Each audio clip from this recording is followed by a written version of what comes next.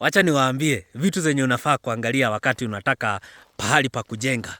Hapa ni Kitengela side ya Thorn Grove. Wakati unatafuta pahali pa kujenga, kitu ya kwanza unafaa kuangalia ni social amenities.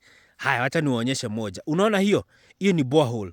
Hiyo borehole imejengwa na ule ako pale, ameguza main road kwa main gate ya kuingia kwa hii estate. Hiyo maji ni iko on 24/7.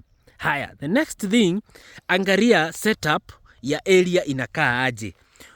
Kuna shanty houses, nyumba za mabati, sijui kuna congestion. Angalia. Unaona huku kwenye tuko. Sasa, unaona yule, huku hakuna nyumba za mabati. Na unaona wale majirani wenye wamejenga huku ma flat roof, ma maisonette, actually ni ma maisonette zimejengwa huku. Hakuna hata nyumba ya chini. Okay, sisemi huwezi jenga ya chini, unaweza. But kama una afford plot ya 3.6M, I'm sure kujenga nyumba kama ile ama kujenga flat roof kama ile ama zile, I'm sure unaweza ngengana na unaweza manage. Tena kujenga si pressure, ni mdogo mdogo. Kitu kingine unaangalia stima, ile ni stima.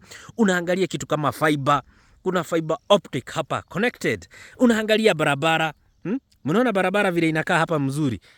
Mnaangalia maendeleo kama ile watu wamepanda miti, how serene, how safe is the place. So mkuje hapa niko na 100 by 100 quarter of an acre na kupea na 3.6M number on bio.